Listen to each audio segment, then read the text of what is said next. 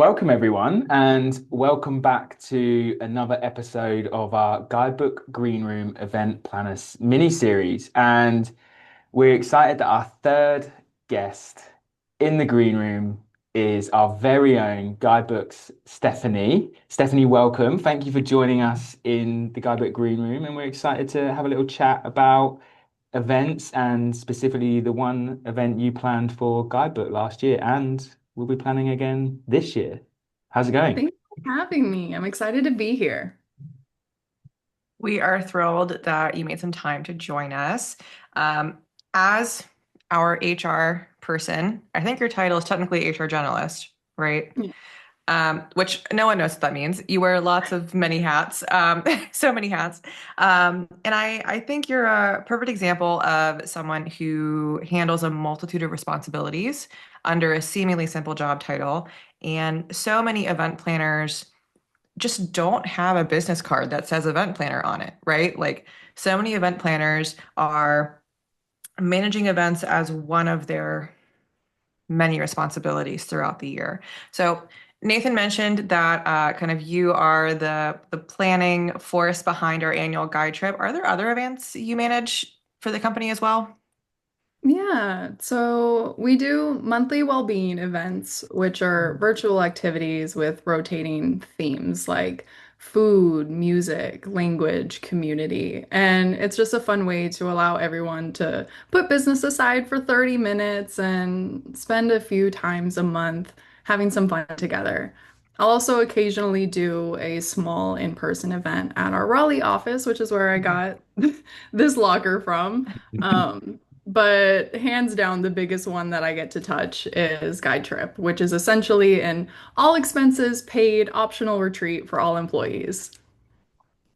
Amazing. I'd love to, I've felt the benefit of your hard work putting Guide Trip together and loved it for many reasons. And I think there's a lot of good stuff we could get into in and around Guide Trip. But firstly, I kind of just want to get a sense from you, what excites you about organizing employee engagement events that you do? Something small that I really love when planning events, especially for something like Guide Trip, is getting to use all of the insights that I have on people's hobbies, interests, reactions to different well-being activities, and being able to plug that in some really fun ways to make it an event that's unique not only to Guidebook, but to individuals within Guidebook.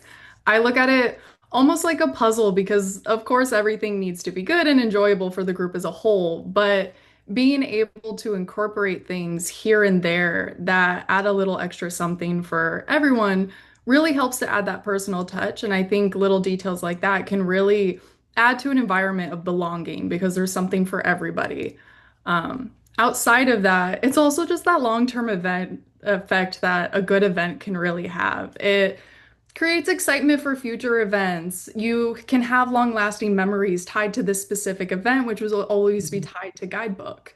And from an HR perspective, obviously, the well-being benefit of overall happiness for an employee long term is it's always the goal, even when it's not the goal. I think you're starting to touch on this. I want to hear more about the challenges you face and how events uniquely help you tackle those challenges. So just to kind of add some more context, I think what you're talking about is personalization, right? Like the P word that we're always talking about in Yeah. events. And then for employee engagement specifically, there are these business goals that you are responsible for. What are some other challenges? And again, how do events help you tackle them specifically as opposed to other types of programming or other types of outreach? Yeah. So I think you touched on it perfectly. And one of the things that I consider the most rewarding parts of a role like mine, but also one of the more challenging pieces, is making sure each individual employee feels supported, appreciated, and valued. And being able to do that all within a realistic amount of resources where you don't have $100 million budget to go off of. And something that I learned very early on in my career is the impact that events can have on that. No matter how small, it really can impact someone's overall happiness at a company, especially in a remote first environment. There's so much value to be gained long term from putting a genuine effort and priority into events. It helps people create memories, feel connected, sometimes learn new skills. They get to interact with people that aren't on their immediate team or within their day-to-day responsibilities, and sometimes have genuine connections blossom from that. It's also always a really great way to remind people that they're not just a cog in a machine, that they're seen and valued for who they are as a person and not just the amazing work that they happen to do. Yeah, I think there's some really interesting and good points in there. And one thing I'm curious about, and we kind of spoke about Guide Trip, and I think that sits at the very top of the events that you organize. And it's true with all in-person events, right? You can see the benefit of it happening right in front of your eyes. Whereas, the monthly events and the kind of themes and the work that you put into that, right, it's a little bit harder because we live in a remote world and people's calendars are still very much focused around work. Whereas when we get the benefit of going to Guide Trip, we're all present for Guide Trip.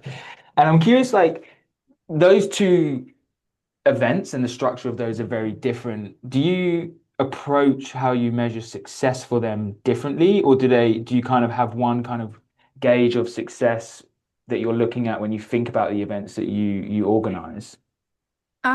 There are some similarities when it comes to the way that I utilize surveys for both. I want feedback on every single little detail, regardless of how big of the event. But the scale of guide trip compared to well-being activities are so different. And one involves this massive budget because you have 4 nights stay and you have travel and you have food and activities and you're trying to make everything work within everybody's different preferences. And then you have the well-being activities, which get to be a little bit more creative and you can really kind of think outside the box. It's 30 minutes virtually. You get to use your resources to kind of find fun, free, creative things to get people to do. So there's definitely big differences, but there's a lot of overlap when it comes to really how I use surveys. Something I wonder about, because I do attend almost everything. I will take any excuse to take a break from work, to participate in a well-being activity. Um, Thinking more on measuring success, yes, the feedback, yes, like how well did something work. How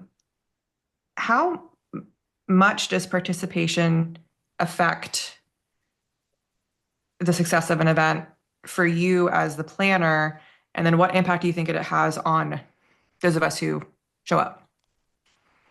I I think participation is kind of the core goal of an event. Are people laughing? Are they smiling? Are they engaged in the activities and conversations? That's kind of what you're bringing them all together for, is that participation element. You don't want people to just be a body in a room and waiting for it to end. You want them to be engaged. You want them to be a part of it and come out of it saying, that was a great experience. I would love to do it again. And so participation, I think participation is key, and that being able to find ways to maximize participation is kind of at the center of everything that you're thinking about when you're planning events.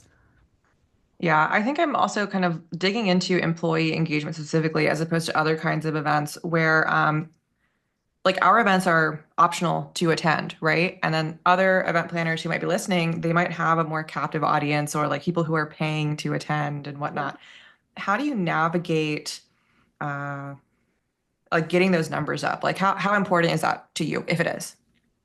It it is because our events are optional, and at the end of the day, I don't want anybody to ever stress themselves or miss a deadline because they want to attend something. And so it's a little bit different for me and the types of events that I do, but any way to increase engagement is something worth exploring. And that's why I love every single data source that I can possibly have, because that helps me get an idea of what times of the day are better for people. What themes do they want to see over others? What activities do they prefer? Do they want to learn something in this? And being able to take those data points and increase engagement It was always, I mean, I'm doing that daily. Mhm. Okay. Well, my last question for you, Steph. Do you have any advice for people who are planning events, especially folks like you, where event planning isn't their only job title? Yeah. Um, Assume things won't go as expected. Don't think that what you go in with at the beginning is what you're going to come out with at the end. There will always be an expense that wasn't accounted for, or a wrench thrown in a plan last minute that requires a quick maneuver. Assume this will happen and incorporate a buffer so it's easy to manage when it does happen. Add a Mhm. buffer to your budget, to your due dates, to your bandwidth. If your budget for an event is $75,000, plan for 80 because there will always be something else that pops up. If your due date for approval on something is May 26th, set it in your calendar as May 23rd. If something is easy and can be done quickly and would probably be fine to wait to the last minute, get it done as soon as possible. Get it out of the way so that way when that inevitable thing pops up right before the event, you have the bandwidth to handle it. Um, but also, kind of above all else, nothing will ever be perfect. It's impossible to check every single box for every single person. So remember, give yourself some grace, celebrate your wins, even if that win is something actually going according to plan. I think that's fantastic advice. I think firstly the part around just getting ahead where you can is so important, and contingency planning is basically a lifestyle for event planners or people that plan events.